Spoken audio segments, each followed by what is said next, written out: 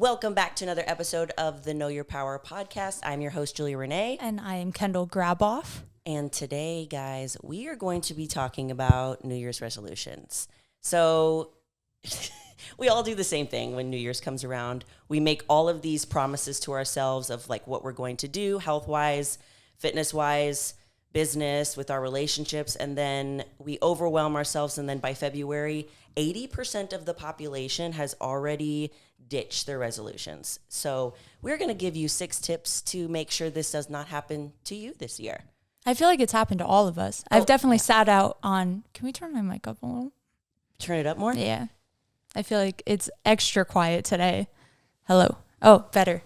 Maybe a little loud and in between. Thank you.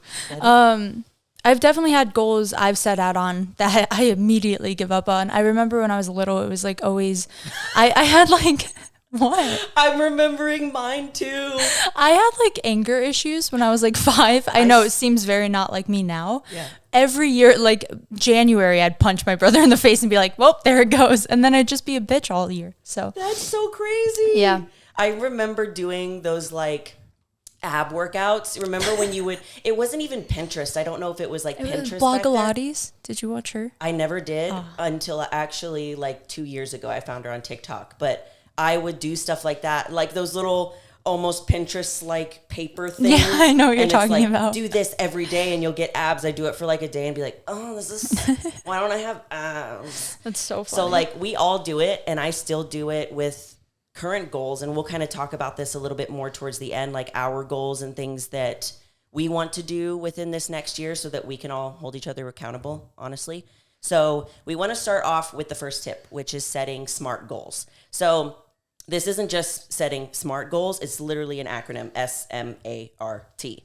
And this is what would you call it, Kendall? It's like a system in which it's like an outline on how to set the goal, essentially. Outline is good. And we talked about this a little bit. We didn't use the SMART like acronym, but we talked about it a little when we were talking about how we manifest, because I think it's similar, like how it's essentially how you word or choose to say what your goal is. It does impact how you actually go after it. It's very true, because if they're super vague, then you're not going to really know what you need to do to get to that goal. So we'll kind of go over how to set up your goals to begin with so that you don't let this happen to you. So let's go into S as far as the SMART goals. So S is specific. So this just means your goals need to be clear, well-defined, so that you know exactly what needs to be done to achieve it. So a bad example of a goal is, I want to be healthier. Like, that's very vague. That could mean a couple of different things. Like,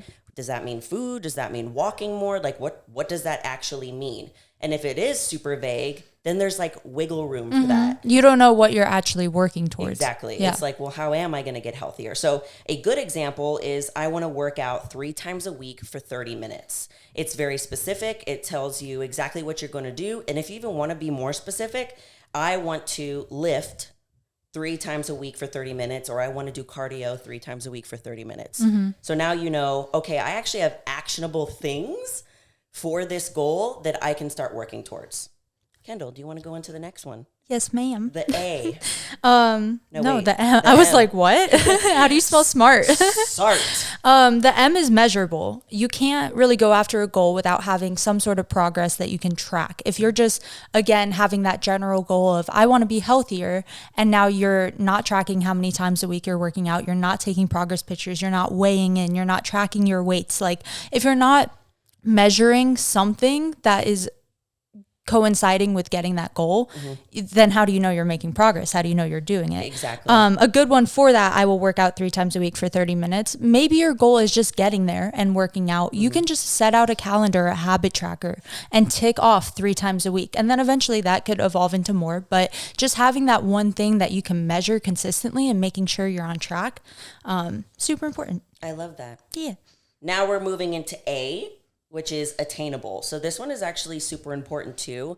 This is just making your goals something that's actually reasonable within that time frame. So the way that I like to think about this is, there's so many people, like, you'll tell them your goals and they're just like flat out like, that's not reasonable, that can't happen. But those people are dumb, and these things can happen, but in order for them not to be right, I guess, having them attainable within a time frame. And I think the time frame aspect of it is super important because, for example, like a bad example of this would be like, I want to lose 20 pounds in 2 months. Like that's a lot of weight to be losing in a very short amount of time, especially if you don't have the habits in place, you don't really know the education that goes behind it, and you don't really know where to start. A good example of something that would be an attainable goal can be, I want to lose 8 pounds in 2 months. And even that's kind of like, well, that's kind of also stretching it too. On average, this is just on average, like when I'm coaching my clients, usually if they're in like a weight loss period, 1 pound a week is usually like a good. And 2 is pushing it. 2 is pushing it, and 1 is even like that's still really, really good.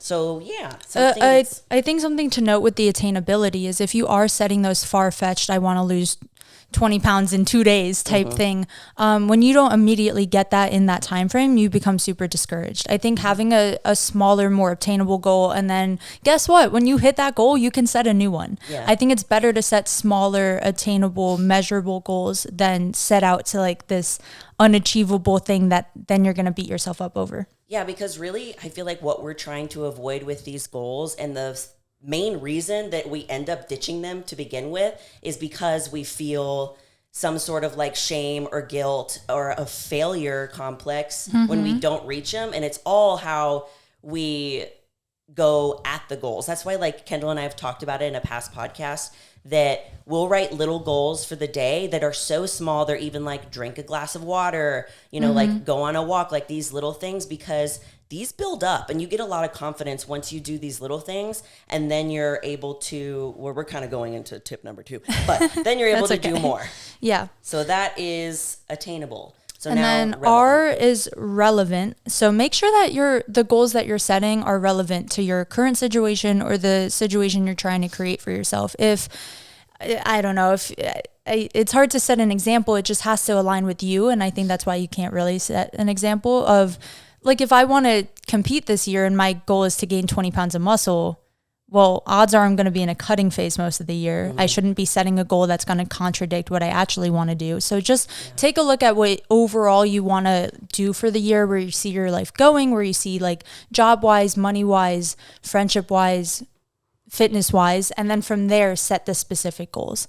I think if you don't have that overarching, what do you want to achieve, or like what are your values, it's hard to choose what you want your life to look like. Yeah, I think this can also relate to choosing goals that aren't necessarily your goals. Like, like doing it for other people. Yeah, like doing it for other people. Or if I see like a goal that Kendall has and I'm like, ooh, like that would be a cool goal for me to have. But like realistically, that doesn't even align with who I am. And it's like, wait, I don't even want to do that. It's kind of like that whole, what was that trend that was going around, the that girl trend? And it's like, those things are cool. Like those habits are really cool if they align with everyone. you. Yeah. Like everyone's going to have their own that girl type of routine, and it's going to be so different for every person. Yeah. So just because Julia wakes up at 5 a.m. and does cardio doesn't mean my ass is going to do it. Exactly. Like I need to find what's going to work for me. Exactly. And then don't feel bad if you can't do like what these other people are doing. Like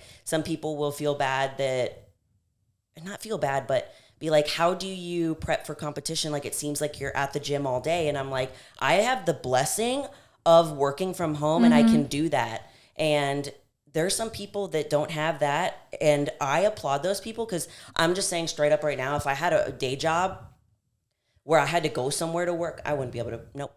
It's hard. It's really hard. I wouldn't have energy.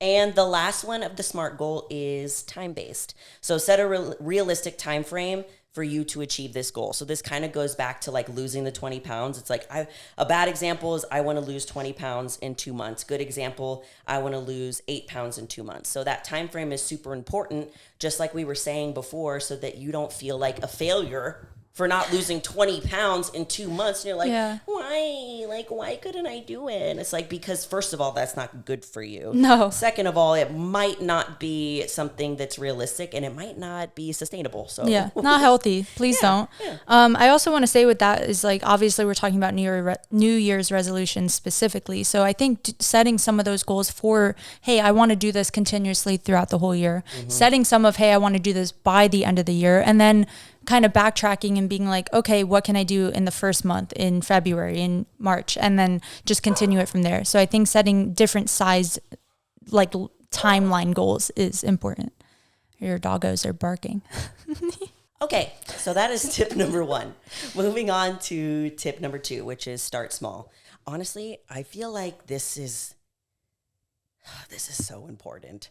Like Starting small? Yes. It is so important. Like, we've all done that thing. And just like we were talking about before, when I was young, like when I was little, I was like, oh, if I do this ab challenge when I never train abs ever for 30 days straight, I will have abs and I can't miss a day when I don't work out. Like, that's a really good example of not starting small.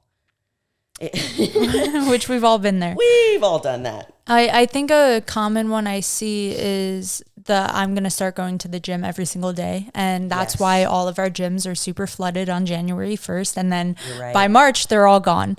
I think just start small. If you've never worked out a day in your life and you're like, I'm going to go to the gym every day, maybe start with like, I'm going to go for a walk every day. Something that just eases you into it. And then once you get into that routine of, hey, from like 7 to 8 a.m. I'm exercising, then that can eventually creep into the gym, creep into weightlifting, creep into competing, whatever it evolves into. But I think, start super small, attainable. Because then, like we were saying before, you're taking things off the list and that feels good and you're building momentum and that can turn into bigger goals. Exactly. And I think that's important too. Like, if you haven't been to the gym and you're wanting to like start going into the gym, it's actually really intimidating going into the gym when you haven't. So even if it means like you doing your walk at home or you're doing your exercises at home and you're practicing them, then you're going to have the confidence to go into the gym and feel like you know what you're doing. It's kind of like that research that you do before. I mean, we all used to do it. When I started going to the gym, I would literally have down everything that I was doing, how it was going to be done, so I didn't look like an idiot. Well, like, I don't know. It's like a safety net of like security. I still get anxious in the gym sometimes. We've talked about that, and that never really goes away. I think it's just about like building confidence, because also hopping in there on January 1st when the gym is packed. It's so how scary. Like, it's scary for me. I'm going to work out from home from like January to March. It's so funny that you're saying that, because this morning I was pulling up to the gym and cardio and I was like, in a month, this is going to be so crowded. I probably won't even get to get on the Stairmaster. And I love that. Like, that's a really cool thing to me. Oh, it's awesome. Yeah. People are really like, they always get like upset. Like, what are all you doing here? It's like, everybody deserves the opportunity to try and be better. We were all a beginner once. Oh my God. I was, I don't know, every single year until I got the balls to actually like commit. I was that person that went January 1st and then I was like, oh no, I don't really want to. It is, I mean, it does like feel good to have, hey, we're all kind of starting this together. It's just is setting that realistic small goal to start, I think, is super important. Yeah. And it's like, we all do that thing when January comes around. It's like, okay, I am going to wake up at 5 a.m. I'm going to go to work. I'm going to eat clean all day. I'm not going to eat any fast food. I'm going to start reading. I'm going to save a puppy. And dude, how overwhelming. Yeah. We just like overwhelm ourselves with so much to do when we don't even know how to implement it into our life quite yet. Start with one of those, maybe. Wake up at 5 a.m. Yeah. Does that mean you need to meditate, journal, and ride a bike at the same time when you get up at 5 a.m.? No, that's when that becomes a little too much. Exactly. And then like you start feeling like a failure when you can't do any of these things because you've overloaded yourself too much. And this is what causes that 80% of the population to just give up on their goals, because they've set the standard so high that they can't achieve it and it's not attainable. And then it's too much. That's how you fall off. And you fall off. I do think, like, also noting it is fun and good to set really big goals. I think it's just then backtracking into the small goals is important. That doesn't mean like, I can't say, oh, I'm going to I mean, this isn't one of my goals right now, but stealing one of yours. I want to go to the Olympia. It's like, is that going to happen this year? No, because I'm not even a pro and I don't even have plans on competing in NPC. Mm-hmm. So starting with I'm going to compete this year. That would be number one. Exactly. I wouldn't just set out for the Olympia. Yeah. And that's that's more specific. It's more attainable. Mm-hmm. It actually aligns, like going back into the SMART goals, it aligns with like things that you want and where your mm-hmm. life is going. And I think that's perfect. So this is where starting small is important. So instead of doing that whole, I'm going to drink a gallon of water when I've only been drinking coffee all day. That's me. Let's start That's one of my resolutions. Right? Kendall really needs to do that. I'm so dehydrated. I feel like I say this every podcast. Yes. She's like, I'm so dehydrated. I'm telling you, if you drink more water, your skin will glow. No, yeah. I'm literally like dizzy and like sick every day. And I'm like, oh, I've never drank water. Don't be Kendall. So, yeah, don't be me. Don't be a Kendall. I think tip number 3 we can move on to is planning ahead. You can't just have this idea of I'm going to do this or be this person and not have any plans to back it up. We're huge journalers and writers. I'm just a very visual person. I need to see on paper what I need to do and when, and then from there I can kind of build a structure. I think going into that, working out 3 times a week, kind of back to this small, it's kind of backtracking to everything we've said so far, is like, go in with a plan. Write out what you're going to do each of those days, so you're not just going in blind and aimlessly not actually helping. You can go to the gym 3 times a week and accomplish nothing, but if you set out to hit a certain marker every day, mm-hmm. that's an easier way to then track progress and progress. Exactly. So it's like it's super fun to write these things mm-hmm. down and like to make the vision boards and do all of these things. But if we don't have a plan set in place for how we're going to achieve this, for example, I am starting a shred January 1st, and I'm already planning on when I'm going to do X, Y, and Z mm-hmm. so that I'm not hit over the head with way too much mm-hmm. because like our normal schedule is going to get disrupted. Yeah. So we need to figure out, where do these things fit in my calendar? So if you are somebody that does your Google Calendar, I schedule out when I'm going to do cardio, when I'm going to work out. I've talked about this on the podcast before, that we schedule out like appointments, we schedule out work. So why don't we schedule out these things that are so important to our mental health? Mm-hmm. We should be. And once I started doing that, I even schedule out dates with Zach. Mm-hmm. And it's important. It's important because I need to make time for the things that matter and the things that will actually make me a better partner, a better person, a better friend, and a better business owner. Mm-hmm. So I also think having that plan and writing it out and checking back on it really regularly, or rewriting your plan regularly, is keeping it in your brain, exactly. keeping it kind of forced into your routine. Because it's one thing to just set out like writing in December, this next year I'm going to do X, Y, and Z, and then you never even look at that page. Mm-hmm. If you have a constant reminder of what you're going to do and how you're going to do it, it's a lot easier to chase. Exactly. And we have to change if we want things to change. Because if you're sitting here right now and you're listening to this and there's so many things that you're planning on doing for the new year, you're going to have to change if you want these changes to happen in your life. If you want your business to grow, you're going to have to change some things. If you want your relationship to be better, you're going to have to change some things. Mm-hmm. If you want to lose weight, there's things that you're going to have to change. So that's one of the quotes that I love the most, is like, if you want things to change, you have to change. Yeah. You can't keep doing it's the same honestly thing. So simple. Like, it's always so simple. Reaching your goals is often simple, but we see this overarching goal and we're like, that's so far away and so unattainable. Mm-hmm. But when you break it down to what can I do today? What can I do this week? What can I do this month to get me closer to that? It becomes a lot more achievable.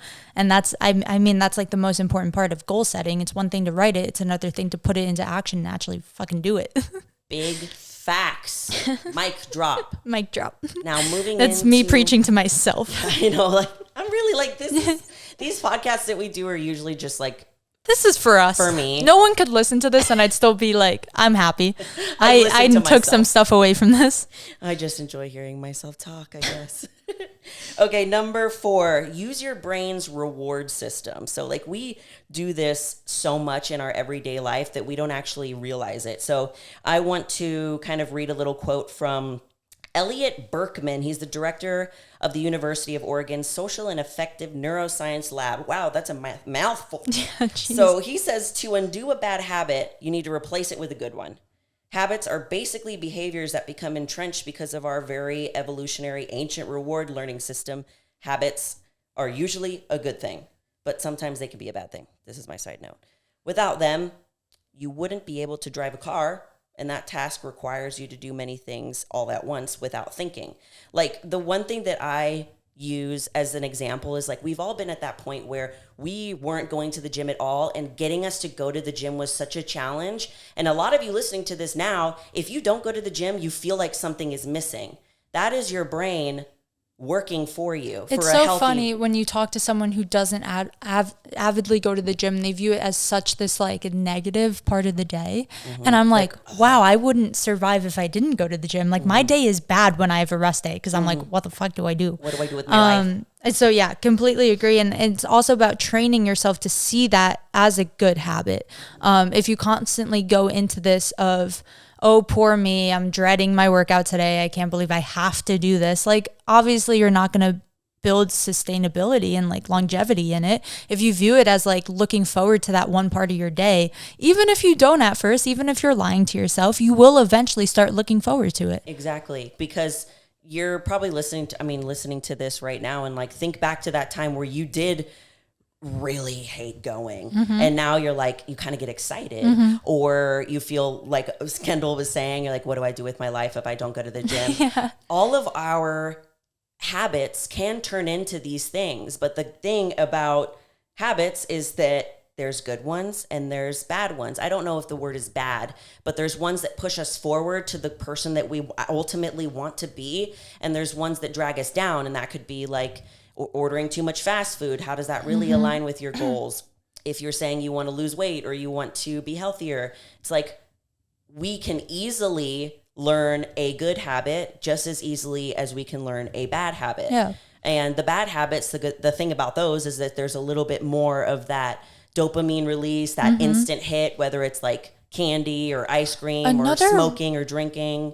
Really good person to listen to. For those of you listening, I'm assuming you like podcasts. Dr. Huberman, have you ever listened to him? Like, I think he's a neuroscientist. I love the brain. Yeah, he's freaking amazing. But I remember when I was struggling, not to go on like a huge tangent, I'll make it short. When I was struggling with binge eating, he did a whole one on our dopamine receptors and how our brain actually reacts when we're addicted to something like food or any other substance or anything really, and how to kind of rewire your brain to not have that dopamine hit from those certain things that you're trying to get rid of.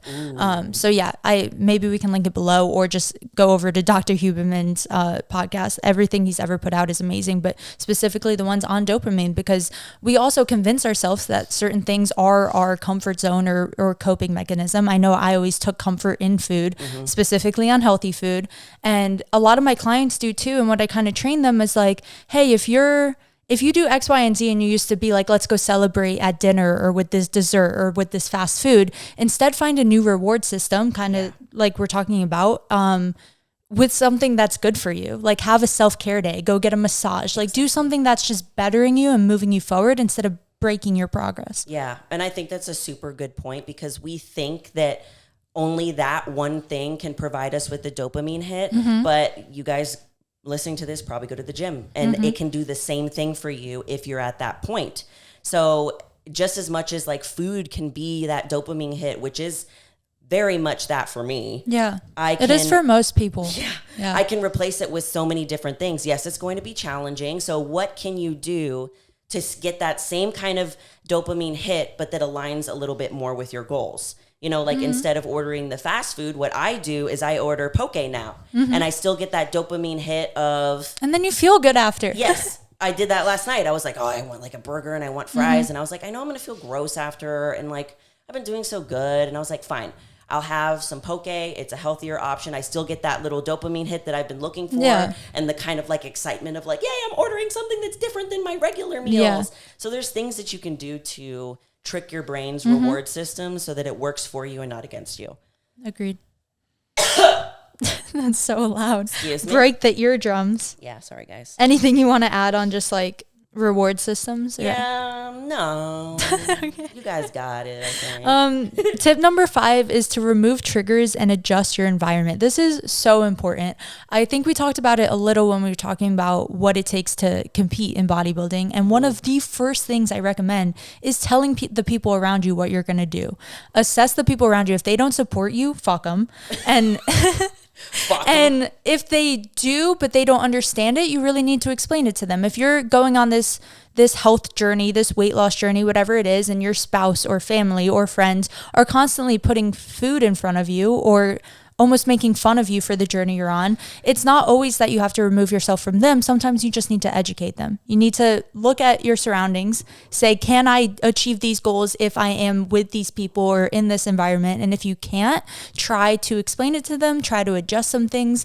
And sometimes you do have to leave people in the past to propel forward. Exactly. And it's like, I hear this a lot too with, I have a binge eating support group, and in that group, like some of the girls still live with their family, and their family isn't aligned with the same health goals as them.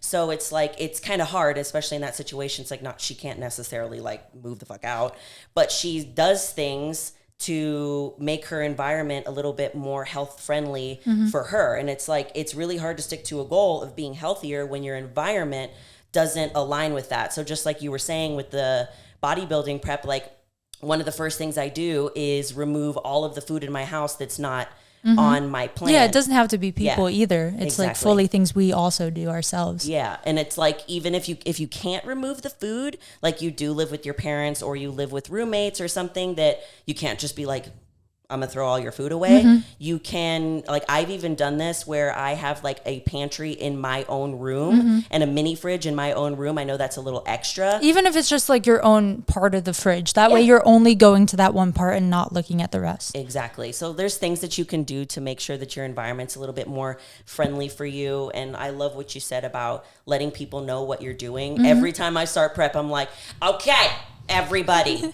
From here until I say otherwise, do not offer me this. Do not ask about this. And it's literally just that open communication is so important, and it will help people understand.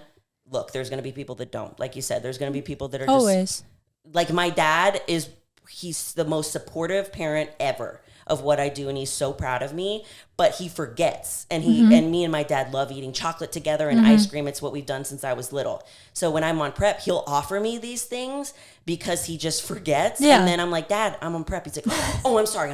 That's also in our right then to set those boundaries and have our own willpower. Like, obviously your environment isn't going to be perfect, but I think it's about like just looking at it. Just look at your surroundings before blaming anyone or anything for you falling off. Exactly, because I think a lot of people do that. They use the excuse of like, well, my family does this, or my kids have this. It's like, are your kids the one who are telling you how to eat? Is your 4-year-old buying the chocolate? Are they in charge of you? It's like, no. Then we have a different problem. I was like, that's another problem. Anyways, so there's other things that you can do, like within this removing triggers, like not even just food. Like if you know that you're on social media way too much and it's negatively affecting you, delete TikTok. I know most of the time it's TikTok. Delete TikTok, or what Kendall does is she moves it off of her home screen. Yeah. She'll move it like a couple slides over so that it's not in your view, just like we were talking about the food. If it's in your view, you are way more likely to eat it, use it, do the thing. So those are things that you can do. That's also kind of going back to the switching to better reward systems. We've talked about it a million times, my love for Pinterest. I've been doing yes, I'm obsessed. Just finding like other outlets that when you're doing that thing or with those people or whatever it is, you feel good, chase that more. So like I spend more time on Pinterest. I spend more time with the people that actually make me really happy, and less time on the social media platforms that may create some negative feelings, or with people that may create some negative feelings. I've been Pinteresting hard. I'm obsessed. I've been doing pinning a bunch of cooking things and a bunch of things for my house. I've been doing a lot of, because I'm moving soon. Yeah. All the apartment decorations. I can't wait. I'm obsessed. Here's going to be all black. I actually am like planning on buying a colorful couch. That is my goal for this new place. Wow. I just want something of color. You'll have like that one little accent color. Yeah, Honestly. exactly. If It might be a neutral, it might be tan, but it's not black. It might be. I love a tan couch. Exactly. Zach just likes our couch so much. I'm like, ugh. Tip number 6, which is the final one, and then we'll go into our own goals for this next year, is to track your progress. If you're doing all these things, and I know before we said like find something measurable, and like in the SMART goal, it is about tracking your progress.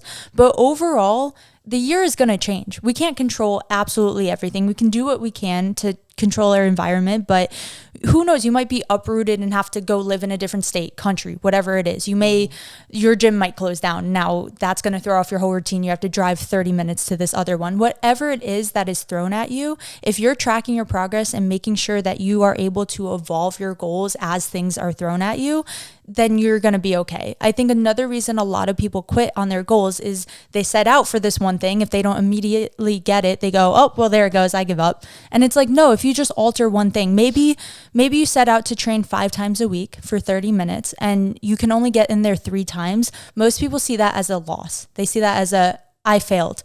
I'm giving up.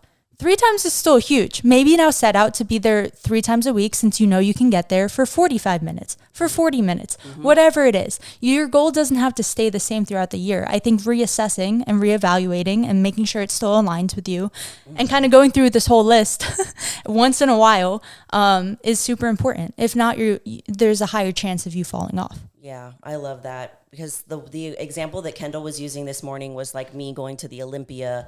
My goal was to be going to the Olympia this December, which is when you guys are hearing this podcast. So that was my biggest goal. And I did for a little bit think it was such a huge failure that I didn't achieve my number one goal this year. But now I know it's like, I wasn't supposed to. Like, I have to realign my goals that are more realistic with my life. Like, my body would not have been able to take me to the Olympia. I would have fallen apart. I wouldn't have looked as good. And ultimately, I would be upset if I wasn't my best. I wasn't my best mentally. I was going through a lot with like moving and my relationship with Zach. And everything is better now. And I know that I can go into 2023 with that goal again and know that I'm going to be better equipped to achieve it this year. That's why I think it's also important to set multiple goals. If that was the only goal you had for yourself the whole year and then it doesn't work out, obviously you're going to be like, well, fuck, now what? Yes. But if you have these other goals, or like obviously your business is thriving, your relationship is thriving, like these other things that you've been working on are doing so well, then it's easier to be like, okay, that might not have worked yet. I am going to still make it happen, but now I can focus my energy here. Exactly. Yeah. And one more thing, like I kind of wanted to add, it's like, you kind of need to pull apart what your goals mean. So my goal is pretty specific. It's like, I want to qualify for the 2023 Olympia. And yes, that's specific, but it's like, okay, so let's break that down. What does that person who achieves that goal look like? What do? They hit all their leg sessions, they stay according to their meal plan. They're constantly doing check-ins with their coach. They're drinking enough water. They're watching their blood work. Like, all of these things go with that. So it's like that big goal might seem so daunting of, oh my God, I have to qualify for the 2023 Olympia. But the goals of like, what do I have to do today? Yeah. Like today I just have to go and do my leg workout. I have to go to my meal. Like, those are smaller, and it's like, it's a little bit less scary. One of my favorite quotes, and I'm probably going to butcher it, but it's something along the lines of visualize yourself as your highest self and show up as her. So visualize what it would be to be Miss Olympia. Okay, what qualities does she have? What does she do every day? What does she look like, act like, think like, and put yourself in those shoes. Exactly. That's word. For those listening, I wish you saw her hand motion. Word to your mom. So that's kind of everything. Yeah. I mean, do you want to go over all of them real quick? Just 1, 2, 3, 4, 5, 6. Yep. Number 1 is creating SMART goals. Remember, specific, measurable, attainable, relevant, and time-based. Tip number 2, start small. Don't overwhelm yourself, because then you probably aren't going to do as well. Number 3, plan ahead. Use your Google Calendar, damn it. I've been working on that a lot. Number 4, use your brain's reward system. 5, remove triggers and adjust your environment for the person that you ultimately want to be. 6, track your progress and reevaluate your goals, because they might change, and that's okay. It is. And now number 7. what are our resolutions? Bonus tip. Not really a tip. Not really a tip. Just what do you want to achieve this year? And you can give one or more, whatever your focus is. For me, obviously, I want to qualify for the 2023 Olympia. I know all the things that I need to do to make sure that happens, or to get as fucking close to that goal as possible. And one of my other goals is just to grow this podcast as much as we can, because I know how much it impacts people. Like when people are seeing me now, it's like they don't really talk about like my YouTube. They don't talk about, it's mainly like the podcast now. So I know how much this is impacting you guys and how much we get impacted by doing it. No, I love it. And meeting all these incredible people. Like we've had so many great guests. Like I plan on having so many more guests on here, and really just giving you guys the most powerful women in this industry, or not even in this, and just powerful women in general. And eventually men. There's definitely men I want on here too. Yeah. I mean, we obviously share that one. Another big one for me is just business wise. I have been kind of transitioning more and more into social media, and I do think I will never stop training, but doing social media full time is definitely one of my biggest goals for 2023, because I do a lot of things right now and I love it. I love everything I do, and I don't think I'll stop it, but I think I want my main focus to be social media for this next year. That can happen in like a month.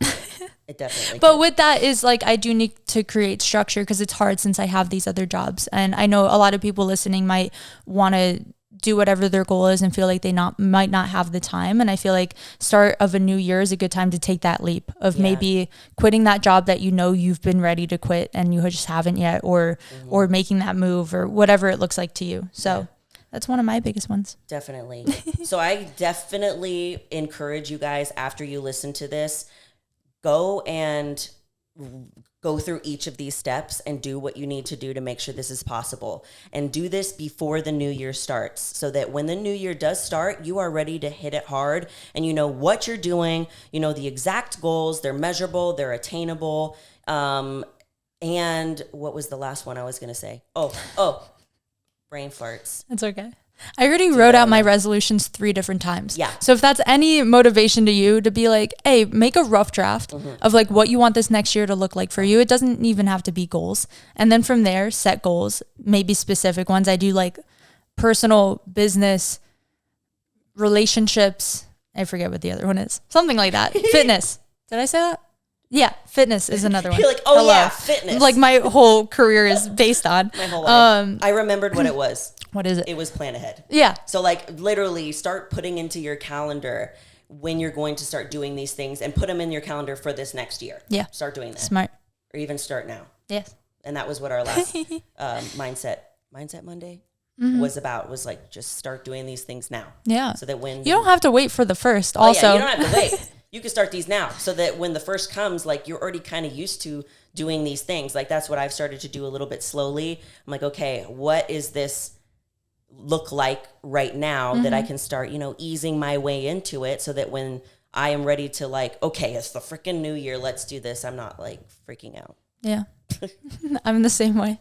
Well, that's it. That's all we got. I hope you guys really go after your goals this year. I feel like since COVID's kind of been slowing down, everyone's kind of transitioning back into real life and getting motivated again. And I'm seeing a lot more like new faces, especially like here in Austin. So many new people have moved here.